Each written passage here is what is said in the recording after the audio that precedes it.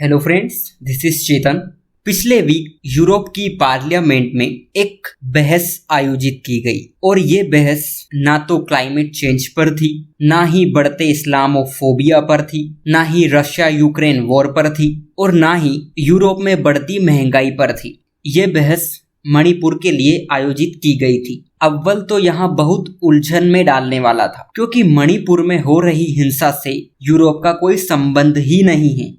भारत कहता है कि यहाँ उसका अंदरूनी मामला है। इसके बावजूद भी यूरोपियंस को पता नहीं क्या सूझी है जो वो यहाँ मान बैठे हैं कि मणिपुर संकट को उनकी तवज्जो की दरकार है। लगभग 6 पार्लियामेंट के ग्रुप ने इस बहस और प्रस्ताव का आयोजन किया था।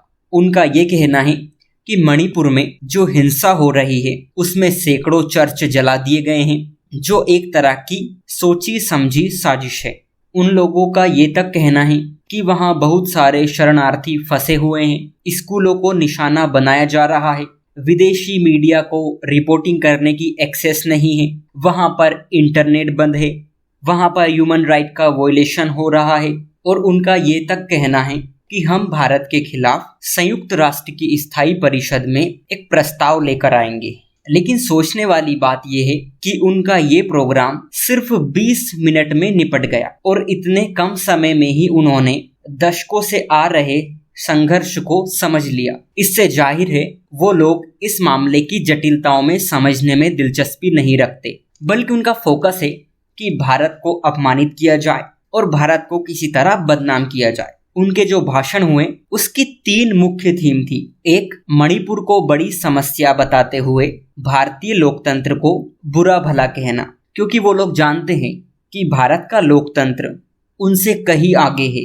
सेकंड, वो इसे ईसाइयों के विरुद्ध एक सांप्रदायिक युद्ध के रूप में चित्रित करना चाहते हैं। और तीसरी थीम थी भारत की छवि पर दाग लगाना। उनके ये attack direct, sponsored and individual थे।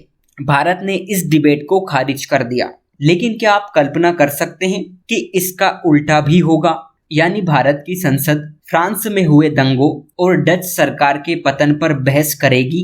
वैसे ये बात बहुत ही बेढंगी होगी, लेकिन भारत को इस विषय में कोई कमी नहीं रखनी चाहिए, क्योंकि यूरोप का खुद का मानवाधिकार रिकॉर्ड कोई बहुत उजला नहीं है। इस वीक में ही आपने देखा कि उन्होंने प्रवासियों को दूर रखने के लिए बाउंसर्स की नियुक्ति कर दी। इक्के दुक्के लोगों की नहीं, बल्कि एक पूरे देश की। नॉर्थ अफ्रीका में ट्यूनीशिया वो मुल्क है जहां यूरोप जाने वाले प्रवासी इकट्ठे होते हैं। अगर आप ट्यूनीशिया से नाव पकड़कर इटली जाएं तो यहाँ केवल 600 से 700 किलोमीटर का फासला होगा। यही कारण है कि उस पार जाने के लिए अफ्रीकी यहाँ एकजुट होते हैं। यूरोप इस पर रोक लगाना चाहता है, इसलिए उसने ट्यूनीशिया से एक डील साइन की। यूरोपियन यूनियन इसे कॉम्प्रिहेंसिव स्ट्रेटेजिक पार्टनरशिप कह रहा है, लेकिन वास्तव में ये किसी बाउंसर को नौकरी पर रखने की तरह है। ट्यूनीशिया प्रवासियों के प्रवेश को रोकेगा, बदले में यूरोप उसकी मदद के लिए $1 अरब देगा।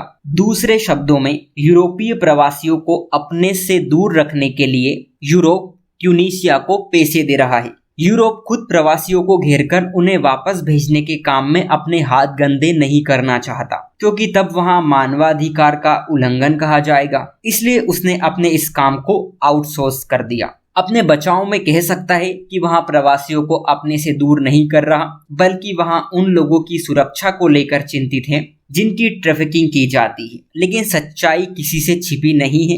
दरअसल मुख्य समस्या नस्ल से जुड़ी हुई है, क्योंकि यूक्रेन से आने वाले गोरे शरणार्थियों को स्वीकार करने में यूरोप को कोई समस्या नहीं है। लगभग 80 लाख यूक्रेनी शरणार्थियों को आज यूरोपियन यूनियन में पंजीकृत किया जा चुका है। इतने सारे लोग महज 500 दिनों में यूरोप चले गए थे, जबकि इटली से मिली रिपोर्टों के मुताबिक अफ्रीका से पिछले 6 महीने में केवल 75,000 शरणार्थी ही आए हैं।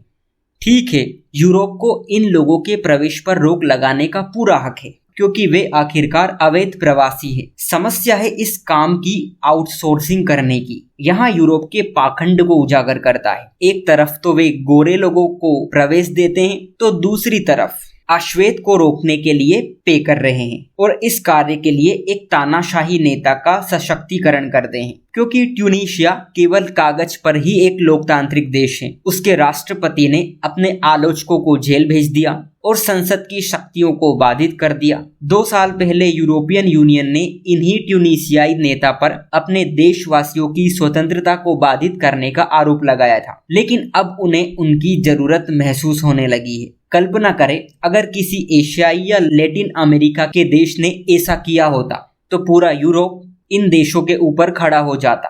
लेकिन इससे एक बात तो क्लियर है कि अगर यूरोप भारत के साथ ऐसा करता है तो भारत की पार्लियामेंट में भी इस पर सवाल उठने चाहिए कि किस तरह यूरोप नस्लवाद को बढ़ावा दे रहा है। Thank you.